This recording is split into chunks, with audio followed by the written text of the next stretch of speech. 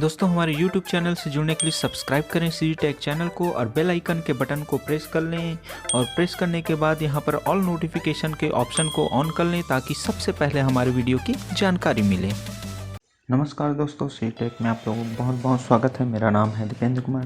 दोस्तों आज के वीडियो में मैं आपको बताऊंगा कि 12A कार्ट्रिज जो होता है, जो आपका HP 1005 की जो प्रिंटर में यूज़ होता है और बहुत सारे प्रिंटर में ये 12A का कार्ट्रिज यूज़ होता है, इसको कैसे रिफिलिंग करते हैं, कैसे फास्ट रिफिलिंग करते हैं, वो मैं इस वीडियो में बताऊँगा। तो देखिए, उसके लिए सबसे पहले आपको ज़रूरत पड़ती है एक फ्रेश टोनर की ज़रूरत पड़ती है, जो आप इसके अंदर पे रिफिलिंग करेंगे। और आपको एक इस टाइप का पैर या पेंचिस बोल सकते हैं, ये ज़रूरत पड़ेगा, छोटा वाला। और उसके साथ में ये आपको स्क्रू खोलने के लिए इस टाइप का आपको ज़रूरत पड़ेगा, स्क्रू ओपन करने के लिए। और इस टाइप का चिमटी या फिर एक पिन का भी ज़रूरत पड़ेगा। और इस टाइप का एक हुक जो इसका पिन होता है, यहाँ पर देखेंगे 12 कार्ट्रिज में एक पिन लगा होता है, ये देखिए यहाँ पर देख सकते हैं। इस टाइप के पिन को अंदर से ऐसे पुश करने के लिए एक पिन या फिर इस टाइप का ज़रूरत पड़ता है। तो वो मैं अभी आपको बताऊंगा तो आपको समझ में आ जाएगा।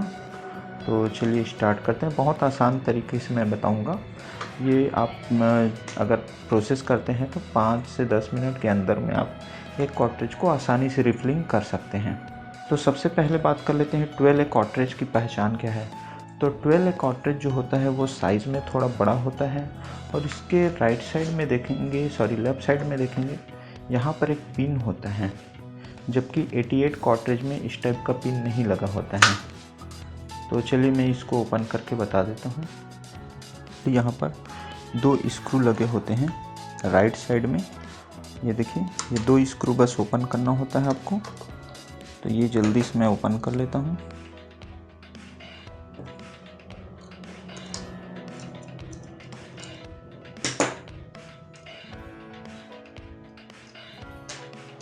उसके बाद ये वाला जो हिस्सा है, इसको सिंपली बाहर के साइड खींचना होता है, ये इस तरीके से इसको साइड में रख देंगे।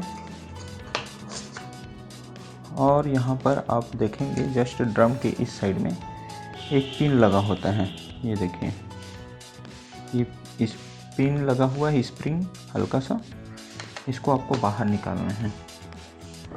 तो इसको आप पिन वगैरह या छोटी चिमटी वगैरह से इस तरीके से आपको पकड़ना होगा ताकि एक साइड ये फेंकाए मत। तो इस तरीके से आपको इसको बाहर करना होता है ये। उसके बाद सिंपली आपको इस तरीके से निकाल देना है।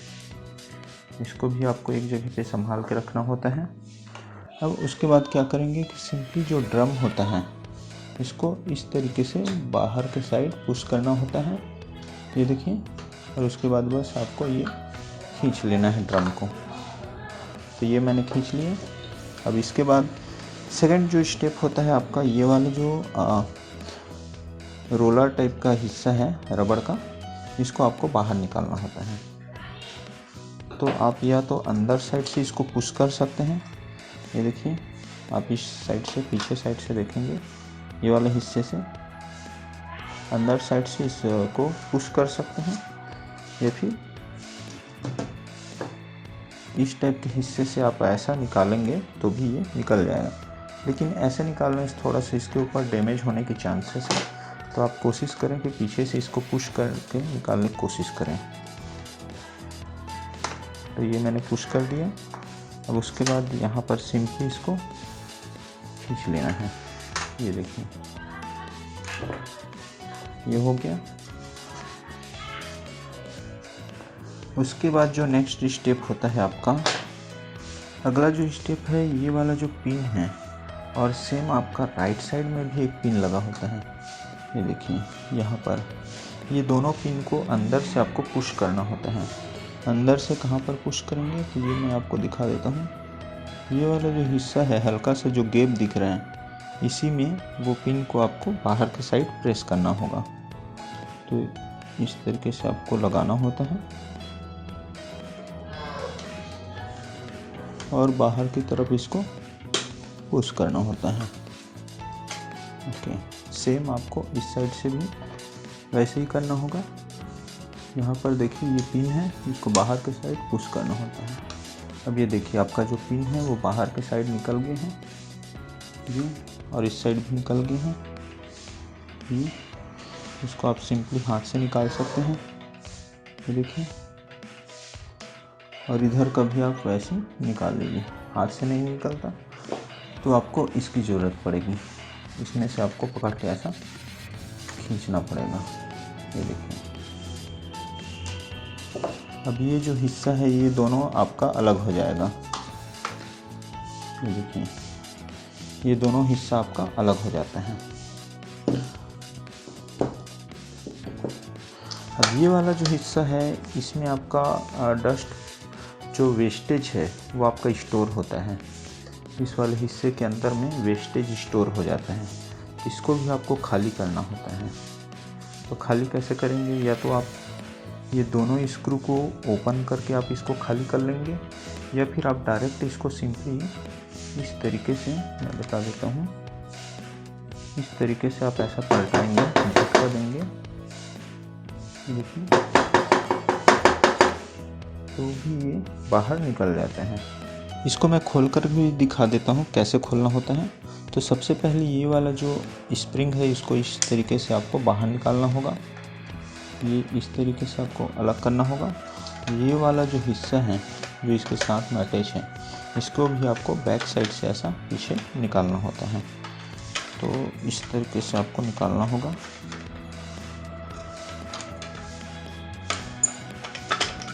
ये इस तरीके से आपको अलग करना है।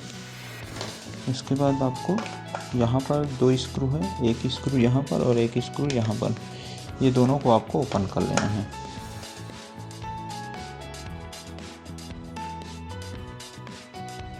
ये वाला हिस्सा को पकड़ के आपको सिंपली ऐसा बाहर निकालना है। ये देखिए इसका जो वेस्टेज वाला हिस्सा है कुछ इस तरीके से रहता है। इसमें आपका जो भी प्रिंटर पर जब आपका कार्ट्रिज रन होता है तो जो वेस्टेज होता है यहाँ पर कार्ट्रिज का जो आपका टोनर, वेस्टेज टोनर रहता है यहाँ पर वो स्टोर हो जाता है। तो इसको इस तरीके से आपको खाली कर लेना है। साफ करने के बाद आपको सिंपली फिर से लगा देना है।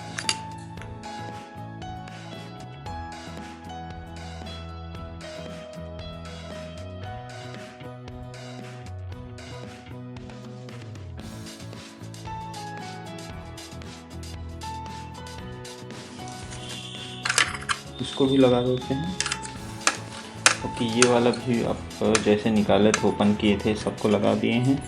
अब इसका जो काम है ये हो गया।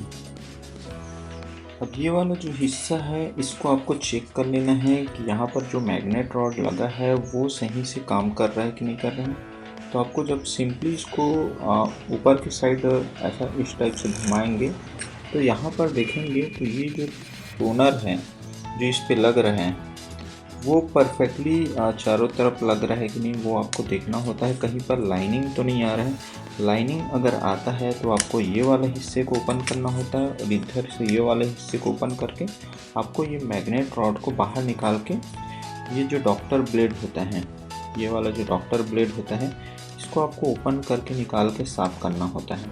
फिर उसके बाद जो लाइनिंग वगैरह है वो आपका रिमूव हो जाता है। तो देखिए यहाँ पर परफेक्टली चारों तरफ यहाँ पर कम्प्लीटली टोनर जो है वो आपका इस पे मैग्नेट रॉड पे लग रहा है। तो हमारा जो ये वाला हिस्सा है वो ओके है, यहाँ पर कोई इशू नहीं है। तो इस पे अभी मैं रिफिलिंग करूँगा। तो रिफिलिंग करने के लिए आपको यहाँ पर ये वाले हिस्से को आपको ओपन करना होता है। तो चलिए मैं ओपन कर लेता हूँ।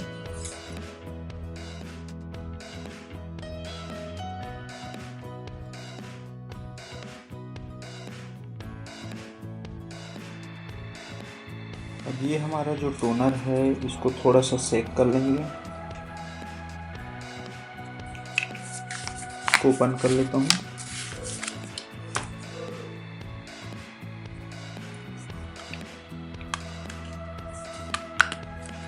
अब यहाँ पर ध्यान देने वाली बात है कि यहाँ पर जो लगा हुआ होता है इसका छोटा सा टुकड़ा भी आपके टोनर पे नहीं गिरना चाहिए। तो हल्का से इस तरीके से फाड़ लेंगे। उसके बाद इसको हाथ से चारों तरफ से ओपन कर लेंगे। इस तरीके से इसको फाड़ लेंगे।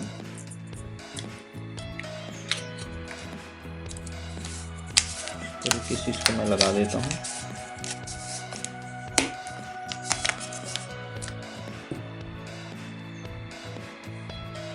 अब यहाँ पर देखेंगे तो ये वाला जो हिस्सा है मैंने ओपन कर लिया है और इसके ये वाले हिस्से को मुझे ओपन करना होता है और इसके अंदर मुझे टोनर रिफिलिंग करना होगा। तो इसको मैं निकाल लेता हूँ। इस तरीके से आपको धीरे धीरे ओपन करना है। देखिए अब यहाँ पर आपको जो टोनर है उसको फिल करना होता है। तो आप जब टोनर को फिल करेंगे तो ये वाला मैग्नेट रॉड के ऊपर आपको ऐसा हाथ को रखना पड़ेगा ताकि आपका ये वाला हिस्सा है मैग्नेट रॉड वो इधर उधर मूव ना हो या बाहर ना निकले, क्योंकि इसके एक साइड बस ये लगा हुआ है, एक साइड इसका ओपन है। तो अगर आप ऐसा छोड़कर करेंगे तो ये मैग्नेट रॉड बाहर की तरफ फेंका जाता है। तो इस तरीके से आपको टोनर को फिल कर लेना है। तो ये जो टोनर है ये अब लगभग भरा गया है। ये देखिए थोड़ा सा और डाल देता हूँ। अब ये लगभग फुल हो गया है। अब इसके बाद इसको सिंपली ये वाला जो निकाले थे इसके कवर इसको लगा देना है और जैसे जैसे इसको ओपन किए थे बस वैसे ही इसको पैक कर देना है। तो जब इसको लगाएंगे ये वाले हिस्से को तो इसमें थोड़ा सा ध्यान देने वाली बात होती है। यहाँ पर जो मैग्नेट रॉड होती है यहाँ पर देखिए कटिंग हिस्सा बना हुआ है और इसमें भी आपका एक होल में कटिंग बना हुआ है। तो ये दोनों जब लगेगा तो इस तरीके से आपको लगाना होता है। तो चलिए मैं लगा लेता हूँ।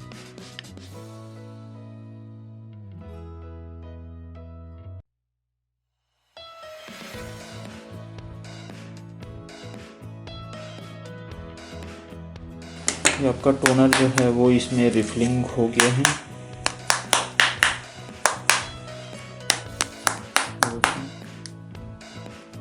अब यहाँ पर आप इसको सिंपली ऐसा रोटेट करके देखना होता है। यहाँ पर ये पूरे मैग्नेट रॉड पर टोनर अच्छे से लग रहा है कि नहीं वो आपको समझ में आ जाएगा। तो सिंपली हमने ये अपने कॉटरेज को रिफिलिंग कर लिया है। इस साइड देखेंगे तो अगर इधर आपका टोनर का पाउडर वगैरह इधर घुस जाता है तभी आपको ये वाला हिस्से को ओपन करके क्लीन करना होता है, अदरवाइज़ इसको ओपन करने की ज़रूरत नहीं होती है। तो आपको ये वाला जो हिस्सा है जो जिसका जो वेस्टेज है उसको क्लीन किए हैं, इसको आपको ये कॉटरेज का जो दूसरा हिस्सा है उस पे फिर से कैसे लगाना होता है। तो ये वाला हिस्सा है आपका, देखेंगे इसको सिंपली इसके अंदर आपको इस तरीके से लगाना होता है। ये देखिए इस तरीके से आपको लगाना होता है और फिर से जो आपका पिन है जिसको आपने निकाला था उसको फिर से लगा देना है। तो ये मैं आपको दिखा देता हूँ।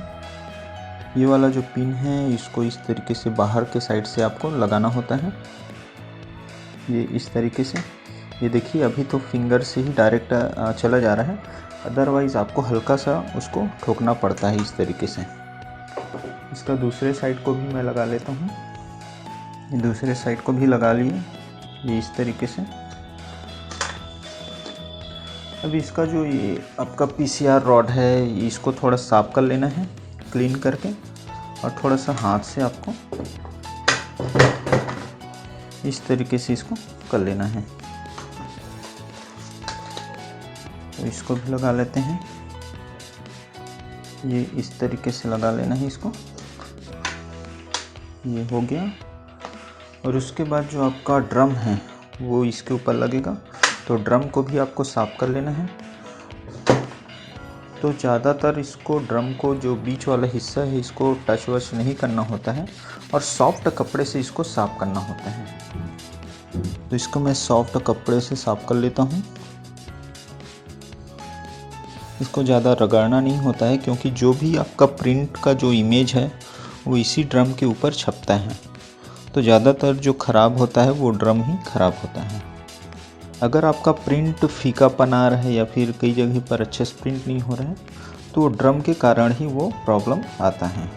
अब इसको इस तरीके से लगाना है। ये वाला जो हिस्सा है आपका इधर लगेगा, ये इस तरीके से। बस इसको हल्का सा पुश करते जाना है, रोटेट करते हुए इस तरीके से थोड़ा सा राउंड घुमाते हुए हल्का सा पुश करते जाना है।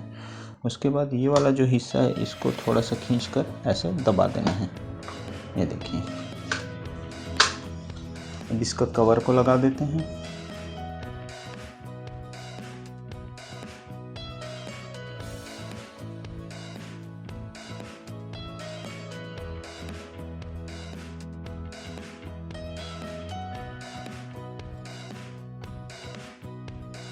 अब इसका जो स्प्रिंग है ये वाले हिस्से का, इसको भी लगा देते हैं।